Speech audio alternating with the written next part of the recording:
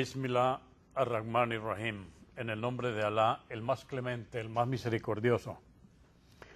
Estamos finalizando este mes 8, agosto, y en este programa vamos a presentar la ciencia en el Islam.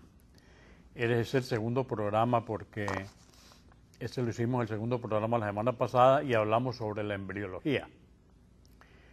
En este tercer programa vamos a seguir comentando sobre los milagros científicos en el Sagrado Corán. Antes de empezar la mención del tema de hoy, yo quiero hacer un comentario para hacer un homenaje, rendir un aplauso, un homenaje a todos los profesionales de la medicina, tanto médicos como enfermeras, como asistentes de laboratorio, etcétera, porque nosotros, los musulmanes en Houston, tenemos un alto porcentaje de profesionales desempeñándose en el Centro Internacional de la Medicina, Centro Médico de Houston. Y también tenemos muchos musulmanes estudiando en el Baylor College de Medicina. Para ellos, mi sincero reconocimiento, y para todas las personas de enfermería, auxiliares de enfermería, etcétera, que trabajan en la ciencia de la salud. Vamos a hacer este tema de hoy también para resaltar que los milagros científicos en el Corán han venido últimamente a ser descubiertos por la ciencia. En este día de hoy vamos a ver lo que el Corán dice sobre las montañas. En el libro titulado Earth, del inglés Earth, que significa la tierra, este libro es considerado un texto que es básico de referencia para todas las universidades alrededor del mundo.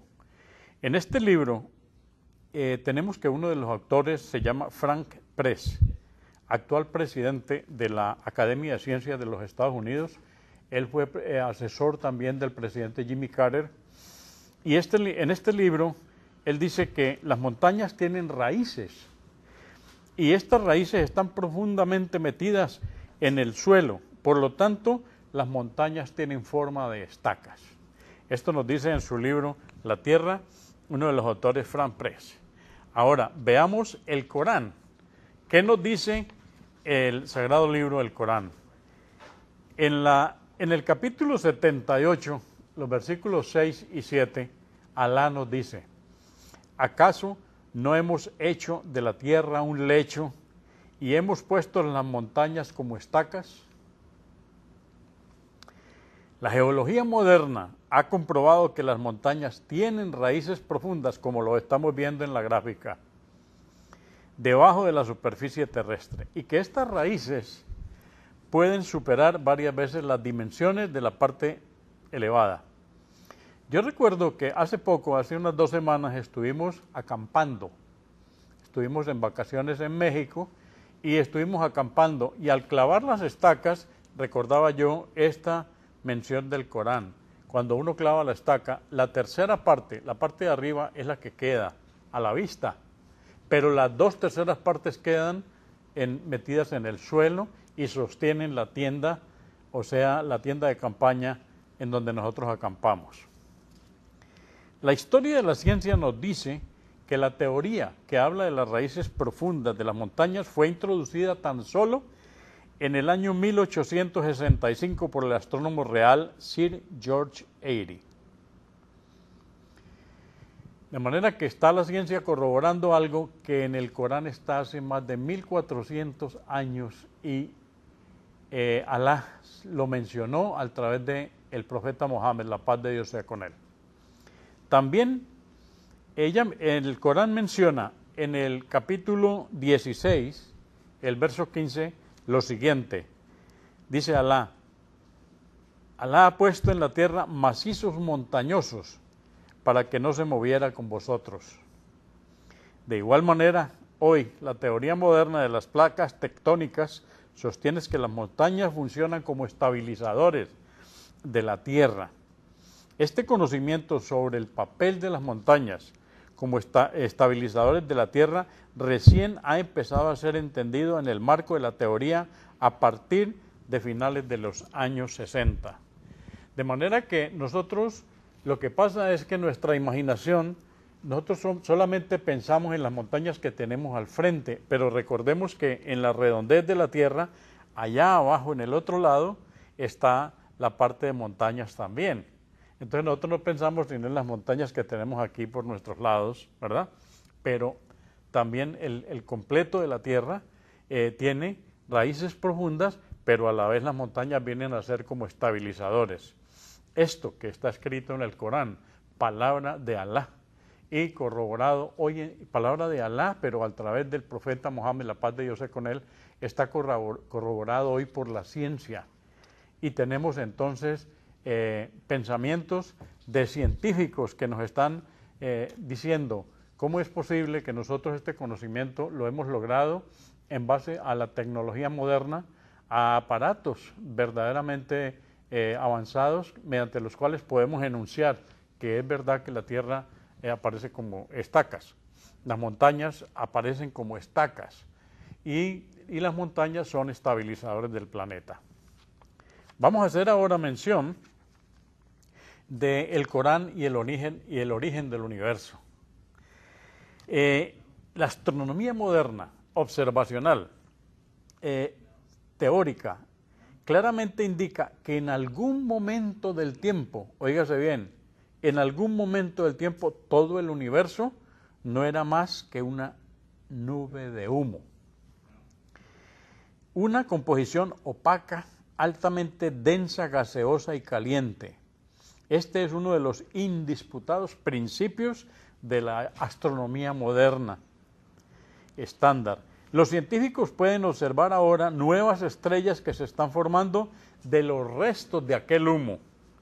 Entonces, las luminosas estrellas que vemos en la noche se encontraban, así como todo el universo, en aquel humo. Veamos qué dice el Corán, Alá, en la Sura 41, verso 11. Dice Alá: luego dirigió su voluntad al cielo, que era humo. Ahora vemos la gráfica, y en la gráfica nos está enseñando cómo, en la gráfica de arriba, una nueva estrella formándose de una nube de gas y polvo, que esto es lo que llamamos nebulosa. Y en la gráfica de abajo, la nebulosa Lagún, con doble O, es una nube de gas y polvo de aproximadamente 60 millones de años luz de diámetro. Está excitada por la radiación ultravioleta emitida por las estrellas candentes que se van formando recientemente en su seno. Fíjense en ustedes entonces cómo, debido a que la Tierra y los cielos, el Sol, la Luna, las estrellas, todos los planetas, las galaxias, en resumen, todo el firmamento, fueron formados de este mismo humo. Concluimos que la Tierra y los cielos eran una sola entidad conectada. Después de este humo homogéneo, estos se formaron o separaron uno del otro. En el Corán, sagrado libro de Dios, auténtico palabra de Dios, y que fue revelado a través del profeta Mohammed, la paz de Dios sea con él, encontramos en el verso 21, capítulo 30, dice: ¿es que no ven los que se niegan a creer que los cielos y la tierra estaban juntos y los separamos? El profesor Alfred Kroner, que es uno de los geólogos más conocidos del mundo, catedrático del Departamento de Geociencias de la Universidad de Mainz, en Alemania, él dice: al pensar en la procedencia de Muhammad, la paz de Dios sea con él, el profeta Muhammad, pienso que es casi imposible que él haya sabido cosas como el origen común del universo. Él no sabía leer ni escribir. Puesto que los científicos han descubierto apenas hace pocos años, con la ayuda de muy complejos y avanzados métodos tecnológicos, que eso es así. Y también dijo: alguien que no haya sabido nada de física nuclear hace 1400 años, no puede, creo yo, estar en posición de deducir por sí mismo, por ejemplo, que la tierra y los cielos tuvieron el mismo origen. De manera que ese es un milagro científico en el Corán que está hoy en día comprobado por la ciencia, pero que lo tenemos hace más de 1400 años porque la palabra de Dios fue transmitida a través del profeta Mohammed, y el Sagrado Corán lo tenemos, es la verdad de la palabra de Dios, y es el único libro que no ha sido tocado por el hombre, ni para quitarle ni para ponerle un verso. Entonces tenemos inclusive copias, o mejor, originales, 2 originales del texto del Corán original. El Corán es el mismo libro, las mismas enseñanzas en todo el mundo. Vamos a ver ahora en este tema de hoy lo que dice el Corán y el cerebro. Nosotros sabemos que había una persona allá en Meca, que es la ciudad originaria del del profeta Mohammed, la paz de Dios sea con él, y en Meca el profeta iba hacia la mezquita a hacer oración, pero había una persona que todos los días se metía con él, todos los días lo insultaba, le hacía lo imposible para molestarlo. Entonces Dios en el Corán dijo sobre uno de estos incrédulos que querían prohibirle al profeta Mohammed, la paz de Dios sea con él, que fuera a rezar a la Kaaba, a la mezquita. En el Corán, en el capítulo 96, versos 15 y 16, encontramos que dice: si no deja de hacerlo, lo agarraremos por su nasiah, con H al final, lo agarraremos por su nasiah, frente de la cabeza. Se llama en árabe a la parte frontal del cerebro nasiah. Entonces dice, si no deja de hacerlo, lo agarraremos por su nasiah, de su nasiah mentirosa y transgresora. Eso dice el Corán. Ahora, ¿por qué describió el Corán la parte del frente de la cabeza? O sea, la parte frontal del cerebro.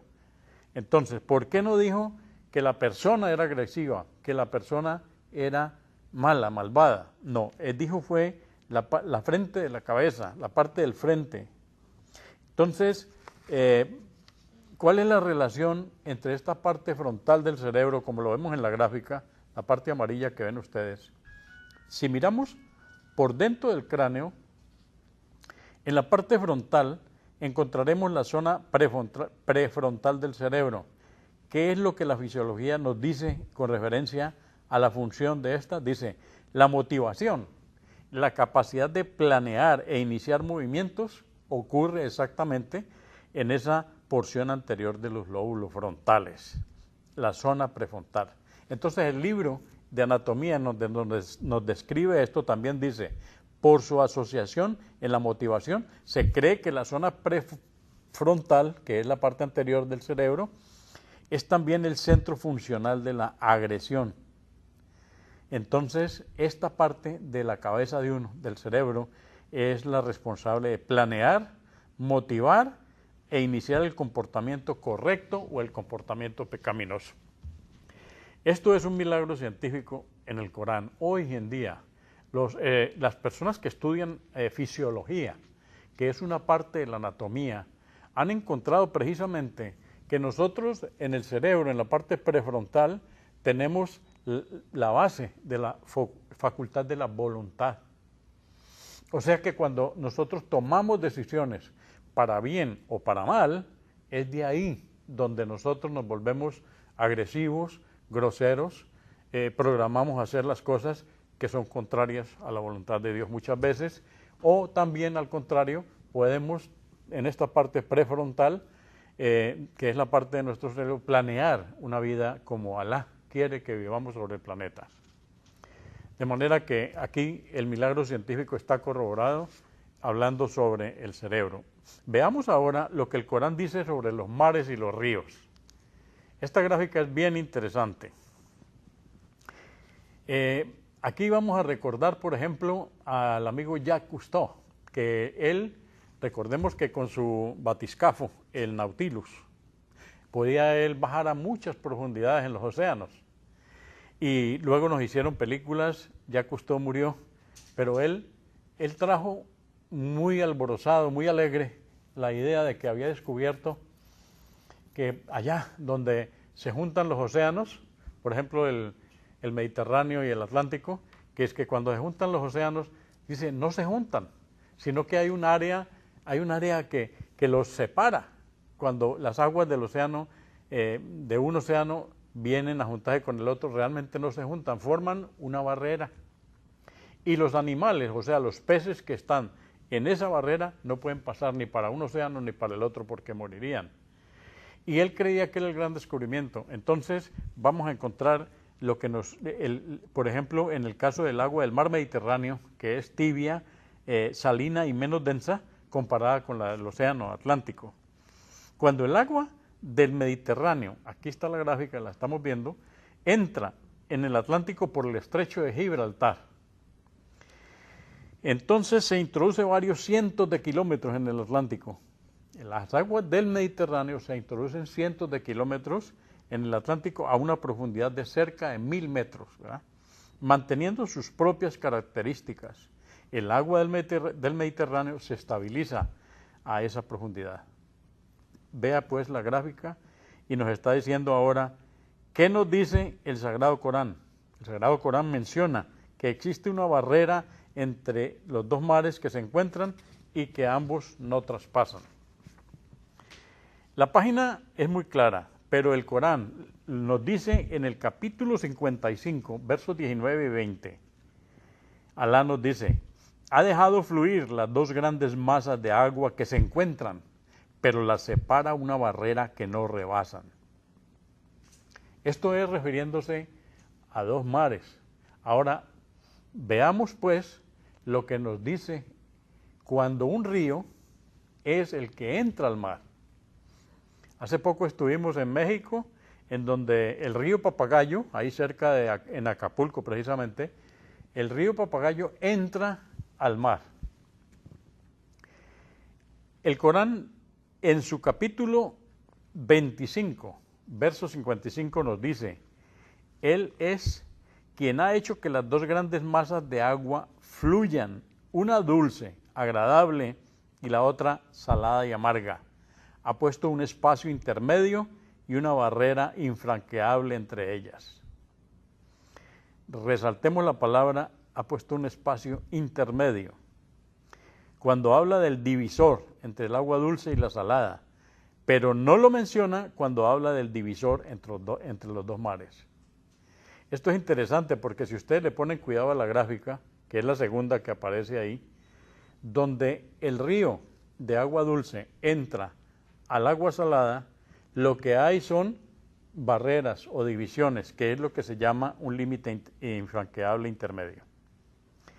Repitamos pues esa sura del Corán que dice, Él es quien ha hecho que las dos grandes masas de agua fluyan, una dulce, agradable, otra salada y amarga, ha puesto un espacio intermedio y una barrera infranqueable entre ellos.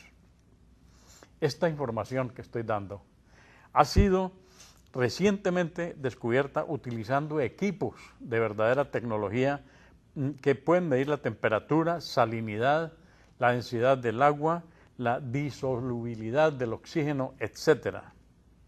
El ojo humano no puede apreciar estas diferencias. Entonces, al verificar que estos descubrimientos de la ciencia moderna están en el Corán hace más de 1400 años, podemos decir que los milagros científicos en el Sagrado Corán, hoy en día los hombres de ciencia los están verificando. ¿Por qué? Porque el Corán es palabra del autor del universo. El autor del universo, el que hizo los cielos, la tierra, todo el universo. Él es el que nos está contando todo esto a través del profeta Mohammed, que es el verdadero mensajero de Dios. Veamos ahora lo que el Corán dice sobre los mares profundos y las olas internas. Muchas veces nosotros pensamos que los mares son una sola masa homogénea, pues no es así.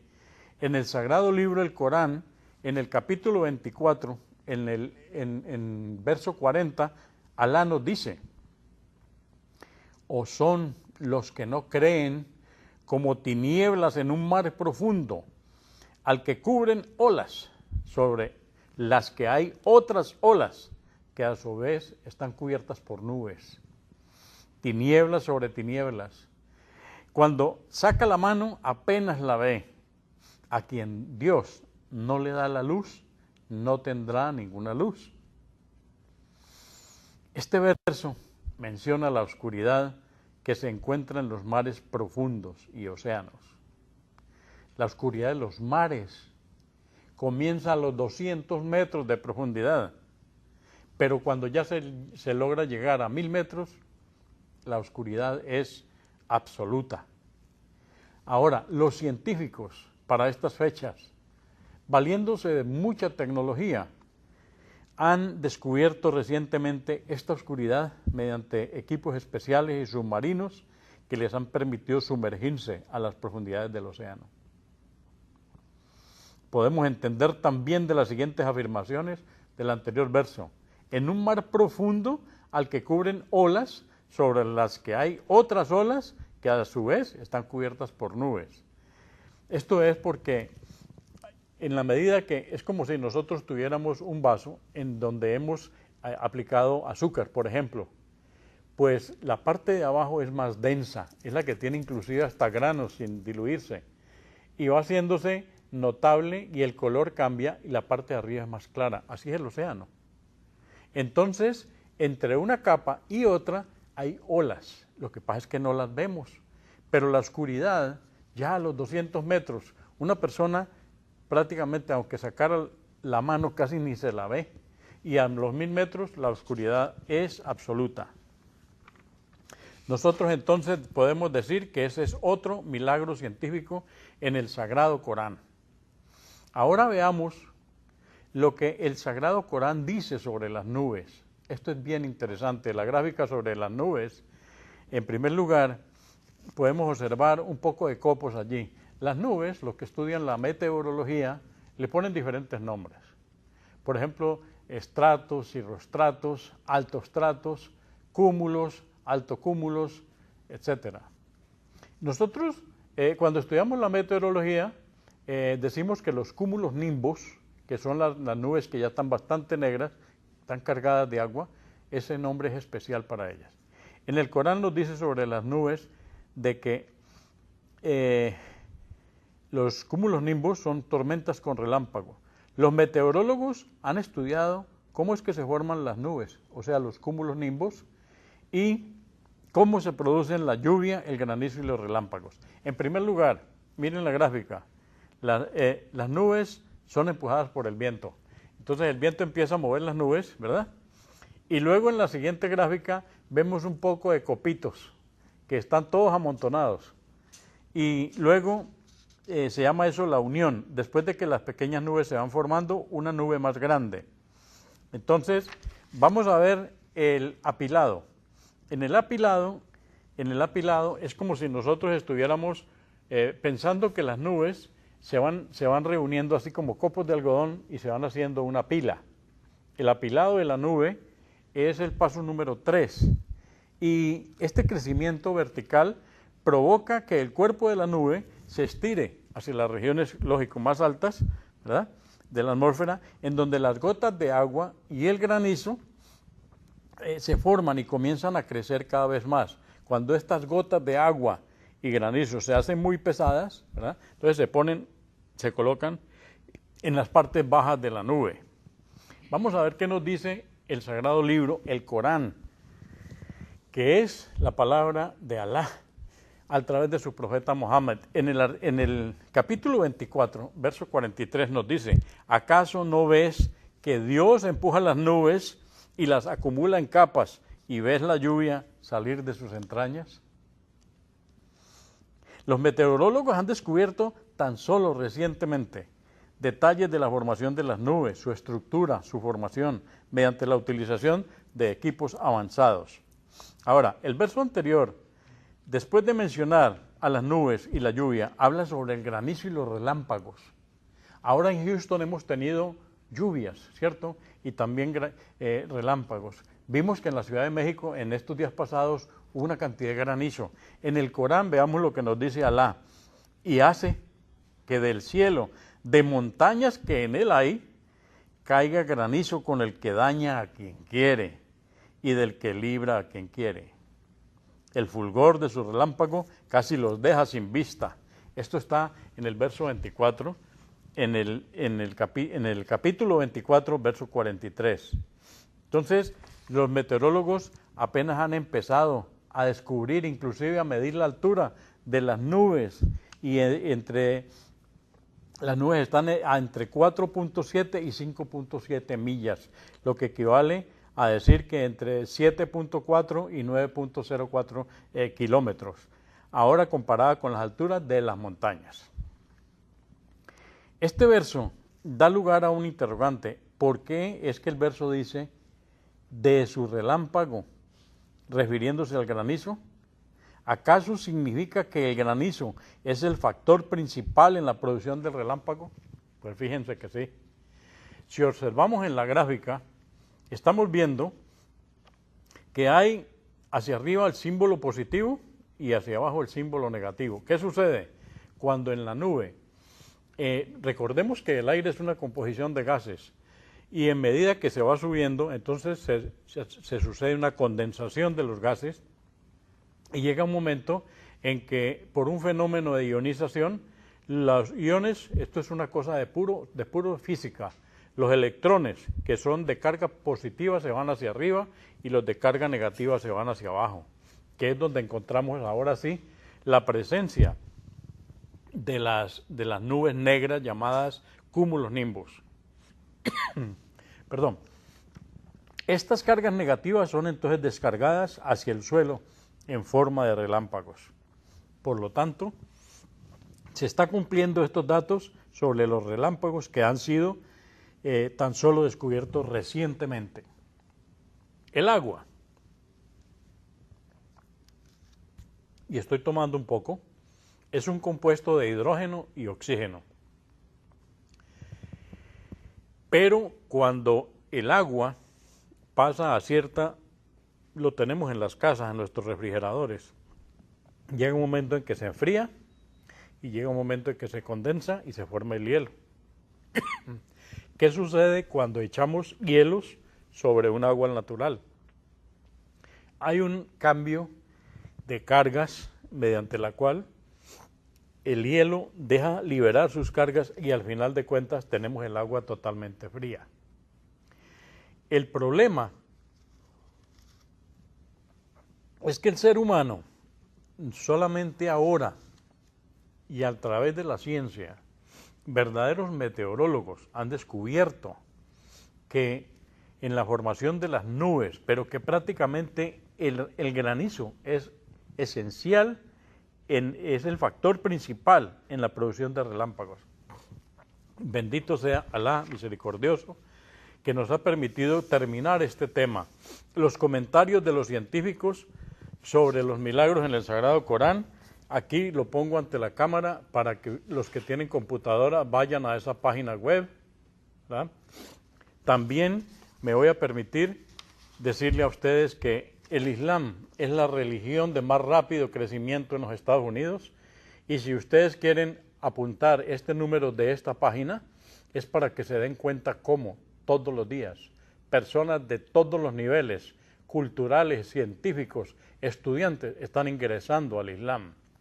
¿Por qué? En esta página van a encontrar los versos, los testimonios de las personas que están ingresando y por qué ingresan.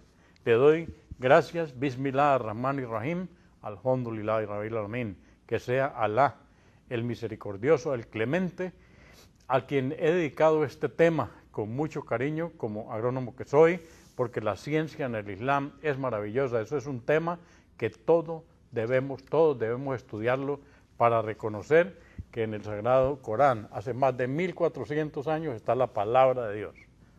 Bismillah ar-Rahman ar-Rahim. أفمن شرح الله صدره للإسلام فهو على نور من ربه فويل للقاسية قلوبهم من ذكر الله